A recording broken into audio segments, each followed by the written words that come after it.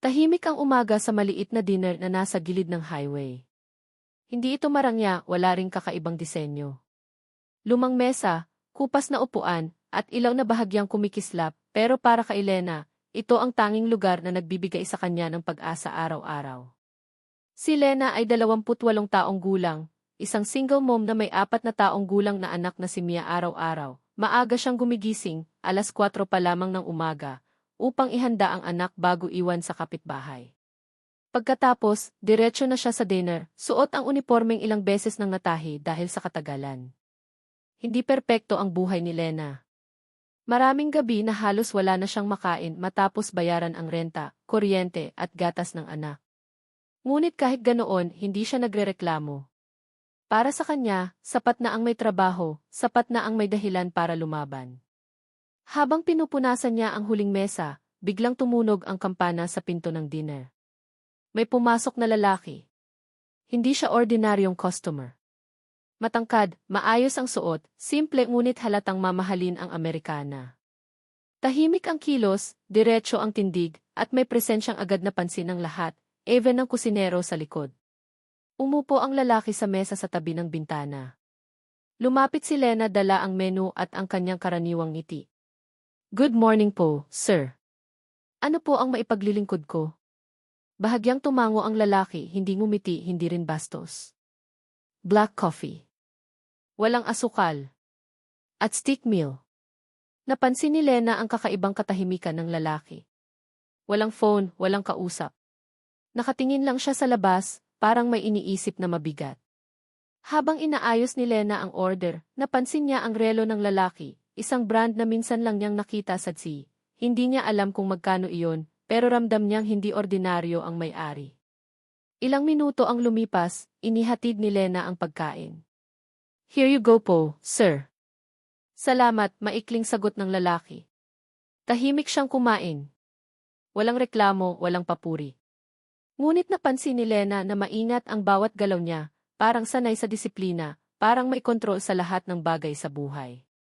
Habang nagsiserbisyo si Lena sa ibang mesa, hindi niya maiwasang mapatingin sa lalaki paminsan-minsan. Hanggang sa matapos itong kumain. Tumayo ang lalaki, inilapag ang bayad sa mesa at walang sinabi. Dumiretso siya palabas ng dinner. Lumapit si Lena upang kunin ang plato at resibo. At doon niya nakita. $0 tip. Nanlamig ang kanyang kamay. Hindi dahil umaasa siyang malaki ang ibibigay, kundi dahil sa pagod, sa pag-asang kahit kaunti, may maiiwan para pambili ng gatas mamaya. Saglit siyang napaupo. "Okay lang," bulong niya sa sarili. "Sanay na ako." Ngunit habang kinukuha niya ang plato, may napansin siya. May nakasingit na maliit na sobre sa ilalim ng plato. Napakunot ang kanyang noo. Maingat niyang hinugot ang sobre. Wala itong pangalan. Walang sulat sa labas. Dahan-dahan niya itong binuksan. At doon nagsimulang magbago ang lahat. Sa loob ng sobre ay may isang susi at isang maliit na papel na may nakasulat. "Hindi lahat ng yaman ay nakikita sa tip. Buksan mo ito kapag handa ka na." Nanginginig ang kamay ni Lena. Hindi niya alam kung biro ito o kung may mas malalim na dahilan. Ang susi ay mukhang bago, parang para sa isang storage unit o maliit na kahon. Napaupo siya muli, hawak ang sobre. Para saan ito? Tanong niya sa sarili. Hindi niya alam na ang lalaking nag-iwan ng $0 tip ay isang bilyonaryo, isang taong sanay subukan ang puso ng tao, hindi ang kanilang ngiti. At lalong hindi niya alam na ang simpleng dinner na iyon ang magiging simula ng pinakamalaking pagbabago sa kanyang buhay. Sa labas ng dinner, nakatayo ang lalaki sa tabi ng itim na sasakyan. Tumingin siya sa loob ng bintana at nakita si Lena, nakaupo, hawak ang sobre. Bahagya siyang ngumiti. "Kung ano ang piliin mo," bulong niya. "Iyan ang magpapakita kung sino ka talaga." Umandar ang sasakyan. At naiwan si Lena, isang single mom, isang waitress, na hawak ang susi ng isang lihim na hindi pa niya naunawaan. Ngunit handa na ba siyang buksan ito? Hindi nakatulog ng maayos si Lena ng gabing iyon. Paulit-ulit niyang tinitigan ang susi na nasa ibabaw ng maliit na mesa sa inuupahan niyang kwarto. Tahimik ang paligid, tanging mahinang paghinga ni Mia, ang kanyang anak, ang maririnig habang mahimbing itong natutulog sa lumang kama. Para saan ka? Mahinang bulong ni Lena, hawak ang malamig na bakal. Hindi niya alam kung dapat ba siyang matuwa o matakot.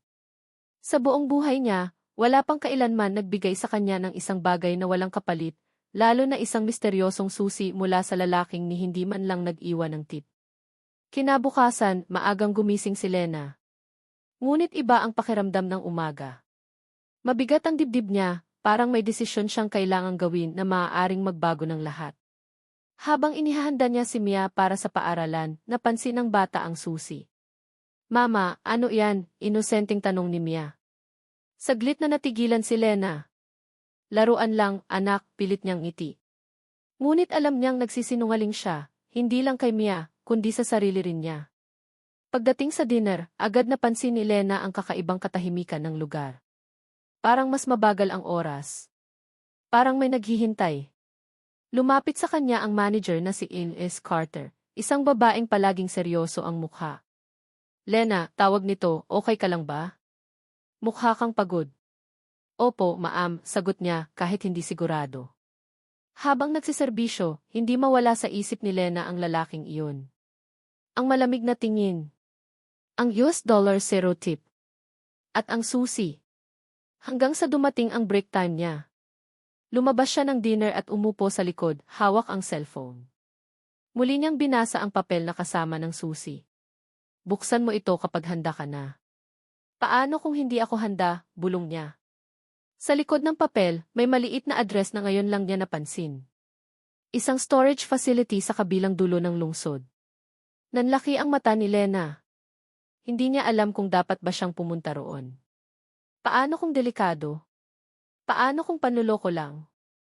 Pero paano kung iyon ang pagkakataong matagal na niyang hinihintay? Sa buong maghapon, paulit-ulit ang tanong sa isip niya. Hanggang sa matapos ang shift. Pagkatapos sunduin si Mia at ihatid ito sa kapitbahay, nagdesisyon si Lena. Sumakay siya ng lumang bus patungo sa address na nakasulat sa papel. Bawat pag-uga ng sasakyan ay parang tumitibok ang puso niya. Pagdating niya roon, bumungad ang isang tahimik na lugar, hanay ng mga bakal na pinto, bawat isa'y may numero. Tahimik.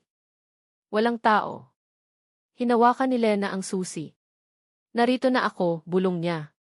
Tinignan niya ang papel. Unit 317. Naglakad siya hanggang makita ang numero. Huminga siya ng malalim at ipinasok ang susi sa kandado. Click! Dahan-dahan niyang binuksan ang pinto. At muntik na siyang mapaupo sa sahig sa kanyang nakita. Sa loob ng storage unit ay may malinis na mesa, isang malaking kahon, at isang sobre na may pangalan niya. Para kay Lena.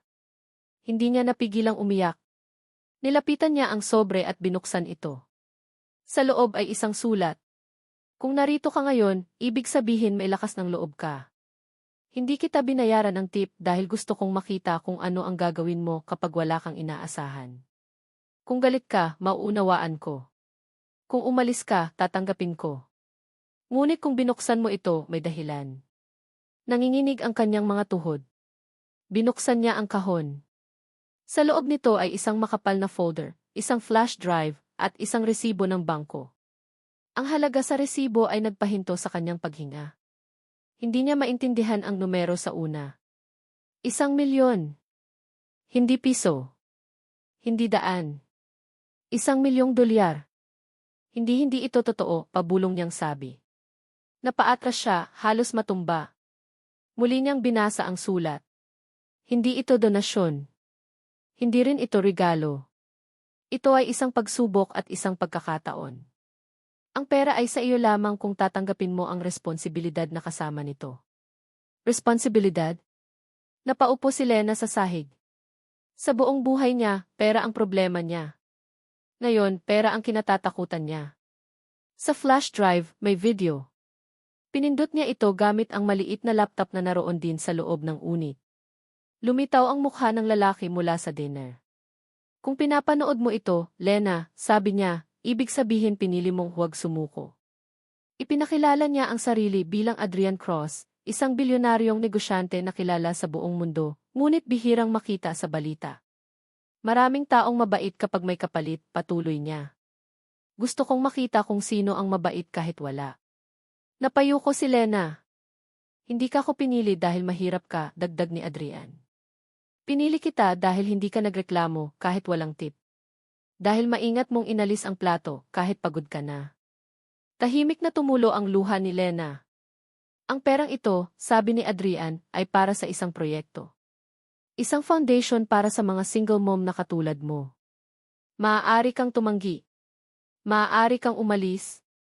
Ngunit kung tatanggapin mo, magbabago hindi lang ang buhay mo, kundi ng marami pang iba. Natapos ang video. Tahimik ang storage unit. Si Lena ay naiwan sa pagitan ng takot at pag-asa. Isang maling desisyon at maaari niyang mawala ang lahat. Isang tamang desisyon at maaaring magbago ang mundo niya at ng anak niya. Ngunit handa ba siya?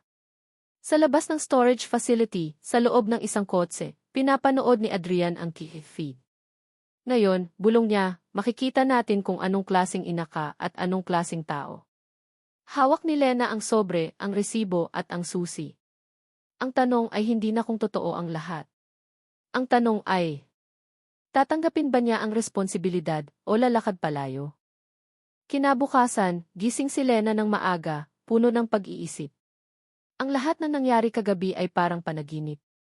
Ngunit hawak niya ang resibo ng milyon, ang flash drive, at ang sobre, lahat ng patunay na hindi ito pantasya. Habang nag-aalmusal, nakatingin siya sa maliit na piraso ng papel na may address ng storage unit. Sa kanyang isipan, isang tanong ang paulit-ulit, handa ba akong tanggapin ang responsibilidad nito? Hindi biro ang desisyon. Ang perang ito ay maaaring makabago ng kanyang buhay, ngunit kaakibat nito ang napakaraming responsibilidad. Hindi ito simpleng regalo. Ito ay isang pagkakataong subukan ang kanyang katapatan, dedikasyon, at malasakit, hindi lamang sa sarili kundi sa iba. Lumabas siya ng bahay at naglakad patungo sa bus station. Habang nakaupo sa lumang upuan, napansin niya ang mga taong abala sa kani-kanilang buhay. May mga negosyante, estudyante, at mga ina na tulad niya. Naisip niya, bawat isa sa kanila ay may sariling laban, sariling pangarap. Pagdating sa storage facility, pinuntahan niya ang Unit 317 muli. Hawak ang susi, huminga siya ng malalim bago pumasok. Sa loob, walang nagbago, ang kahon, ang mesa, at ang laptop ay naroon pa rin. Binuksan niya ang flash drive. Muli niyang pinanood ang video ni Adrian. Ipinakita sa kanya ang kanyang kumpanya, ang mga proyekto para sa mga single mom, at ang mga kwento ng iba pang babae na katulad niya na nakatanggap ng parehong pagkakataon. Hindi ito simpleng pera, wika ni Adrian sa video. Ito ay puhunan para sa pagbabago. Ngunit kailangan kong malaman kung may puso ka. Kung kaya mong gumawa ng tama kahit walang nakatingin. Kaya pinili kitang subukan. Ngumiti si Lena sa sarili. Hindi siya sanay na may ganoong kumpiyansa sa kanya. Ngunit sa kabila ng kaba, naramdaman niya ang determinasyon. Kinuha niya ang sulat at sinimulang basahin muli. Nakasaad dito. Kung pipiliin mong tanggapin ang pera, mayroon kang 1 buwan upang pag-isipan at planuhin kung paano mo ito gagamitin. Maaari kang kumuha ng gabay, ngunit sa huli, ikaw ang magpapasya. Ang bawat desisyon ay may epekto sa buhay ng iba.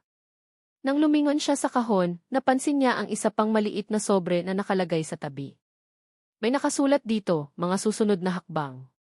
Binuksan niya ito at nakakita ng detalyadong plano, mga dokumento ng kumpanya, mga pangalan ng empleyado, at isang listahan ng mga proyekto. Ngunit may kakaiba, may nakalagay na, unang hakbang, tulungan ang isang single mom sa pamamagitan ng maliit na grant. Napangiti si Lena. Ang unang hakbang ay simple, ngunit may malalim na kahulugan. Hindi niya kailangan agad gamitin ang malaking halaga. Magsisimula siya sa maliit na paraan. Naglakad siya pa uwi, dala ang desisyon na magsimula sa maliit. Sa kanyang isip, bawat maliit na aksyon ay may epekto. Ang pera ay hindi lamang para sa sarili.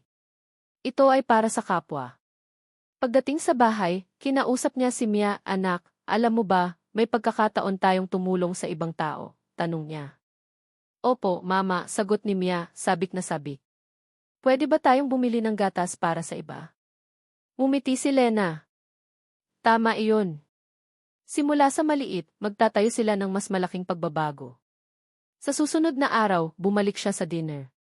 Hindi niya maipaliwanag, ngunit naramdaman niya na bawat kilos niya noon ay naghanda sa kanya para sa sandaling ito. Ang bawat serbisyong tapat kahit walang tip ay nagdala sa kanya sa yugtong ito, ang pagkakataon na gawing mabuti ang pera, hindi lamang para sa sarili kundi para sa iba. Lumipas ang linggo at sinimulan ni Lena ang unang proyekto, isang maliit na grant para sa mga single mom sa kanilang komunidad. Gumawa siya ng plano, kumonsulta sa ilang kaibigan, at tiniyak na tama ang pamamahagi. Naroon ang kaba, ngunit kasabay nito ay kasiyahan. Sa unang pagkakataon sa mahabang panahon, naramdaman niya na may kontrol siya sa sariling buhay. Na kahit sa maliit na paraan, nakakatulong siya sa iba. Isang araw, habang naglalakad siya pauwi, nakatanggap siya ng tawag mula sa isang numero na hindi niya kilala. "Hello, Lena," tanong sa kabilang linya. "Opo," sagot niya, kaunting kaba. "Si Adrian ito," sabi ng bilyonaryo. "Napansin ko ang ginawa mo. Ipinagmamalaki kita. Ang mga desisyon mo ay nagpapakita kung sino ka talaga." Napangiti si Lena. Hindi niya kailangan ng papuri, ngunit ramdam niya ang katuparan. Ang $0 tip, ang susi, ang flash drive, lahat ng iyon ay nagturo sa kanya ng isang mahalagang aral. Ang integridad at malasakit ay higit pa sa pera. At sa unang beses sa mahabang panahon, naramdaman niya na ang buhay niya ay nagsisimula muli, isang buhay na puno ng pagkakataon, pagbabago at pag-asa. Paglipas ng ilang linggo, unti-unti nang nagbago ang buhay ni Lena. Hindi lamang sa pinansyal, kundi pati sa kanyang pananaw sa mundo. Ang maliit na grant na kanyang sinimulan ay nagbigay ng malaking impact sa mga single mom sa kanilang komunidad. Maraming babae ang nagpasalamat sa kanya, at ang mga kwento ng tagumpay ng iba ay naging inspirasyon sa kanya para ipagpatuloy ang proyekto. Ngunit hindi rin lahat madali.